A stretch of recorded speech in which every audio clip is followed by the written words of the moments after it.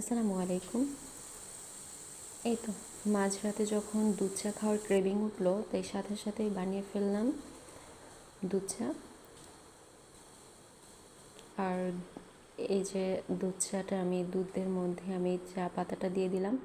এই যে ফাইনালি আমার দুধ চাটা তৈরি হয়ে গেলো। এবং আমার দুধ চাটা কেমন হয়েছে, কালারটা কেমন হয়েছে কমেন্টে সবাই বলবেন। যেহেতু সামনে আমার পরীক্ষাটা একটু পড়তেছিলাম আর একটু দুধ চা খাচ্ছিলাম।